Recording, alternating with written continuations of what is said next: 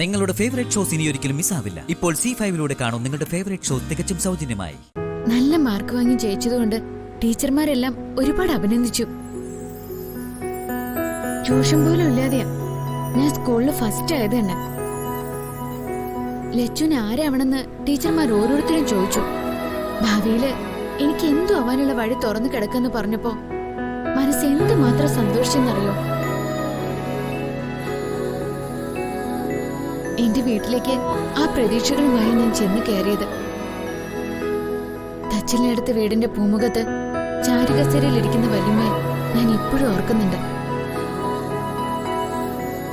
വൈകിയതിന് ആദ്യം ഒരു ശകാരമായിരുന്നു. എനിക്ക് പൊട്ടും സങ്കടം തോന്നിയില്ല.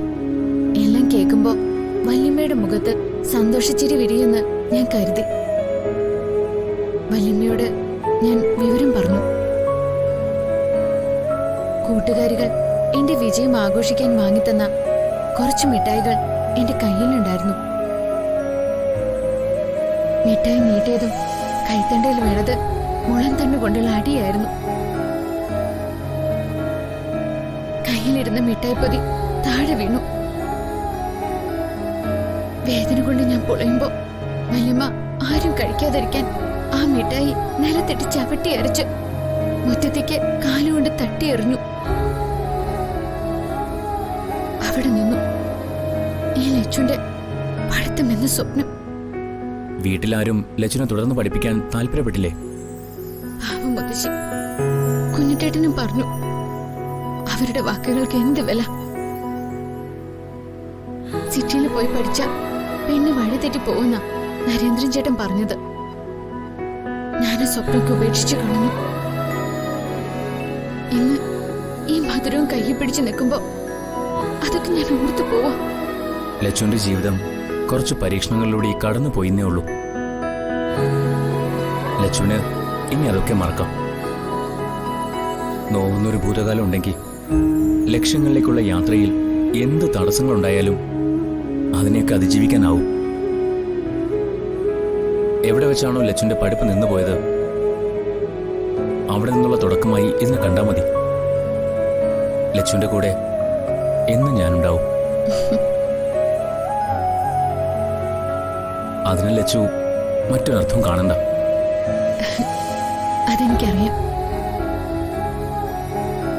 എന്റെ ജീവിതത്തിലെ അർത്ഥപൂർണമായൊരു ദിവസമാണിത്. ഇന്നലെ വരെ എനിക്ക് മുന്നിലൊരു വഴിയില്ലായിരുന്നു. പലരുടെയും വഴികളിലൂടെ സഞ്ചരിക്കേണ്ടി വന്നവളാ ഞാൻ. ഇപ്പൊ നല്ലൊരു വഴി ദൈവം തന്നെ മുന്നിൽ തുറന്നു തന്നു.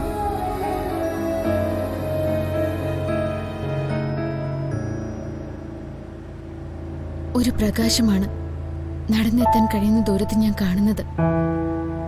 ധൈര്യമായിട്ട് തന്നെ യാത്ര തുടങ്ങിക്കോളൂ.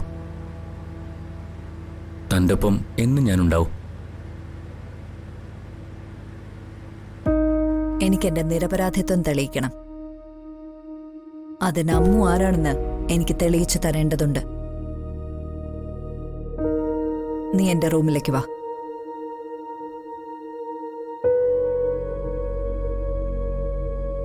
അപ്പൊ നീ ജീവിക്കുന്നത് ഒരു വിഡ്ഢിയായിട്ടാണെന്ന് നിനക്ക് മനസ്സിലാവും.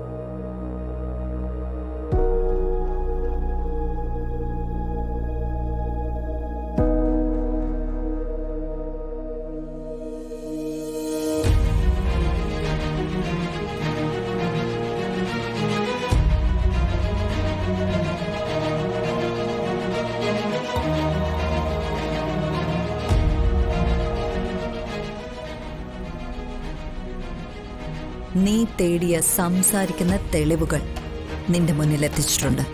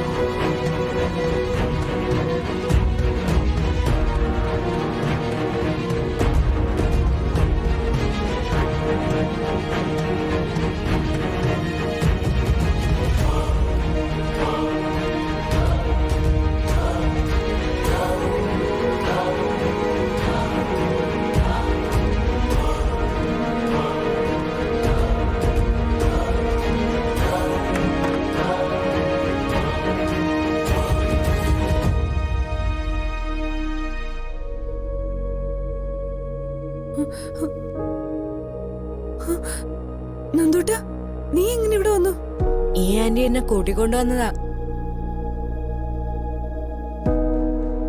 ലച്ചു ചേച്ചീനെ കാണാൻ. അല്ല, നിനക്ക് ലച്ചുവിനെ മാത്രം കണ്ടാ മതിയോ? ലച്ചുവിന്റെ ഭർത്താവ് സഞ്ജുവേട്ടനെ കാണണ്ടേ? എനിക്ക് സഞ്ജു ഏട്ടനെയും കാണണം. ആ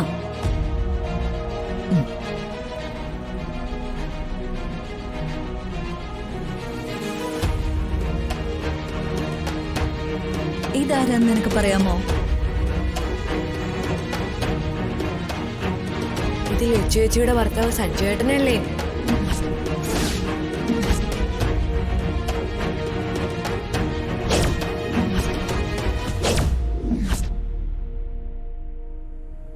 ഈ ആന്റി എന്നെ പറ്റിക്കാൻ നോക്കുവാണോ?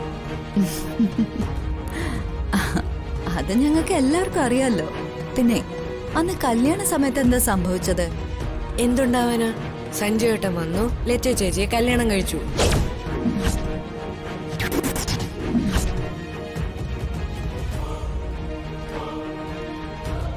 ആ പിന്നെ സഞ്ജുവും ലച്ചുവും നിങ്ങളുടെ വീട്ടിൽ വന്നില്ലേ? മുത്തശ്ശി മരിച്ചപ്പോ അവര് വന്നല്ലോ. ആ അല്ല, എന്താ ആന്റി അങ്ങനെ ചോദിച്ചത്?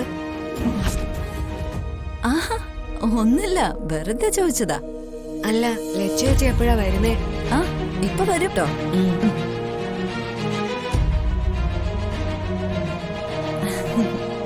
പിന്നെ മോന്റെ ലച്ചു ചേച്ചി ഉടനെ വരും കേട്ടോ. മോൻ ചോക്ലേറ്റ് കഴിച്ചോ?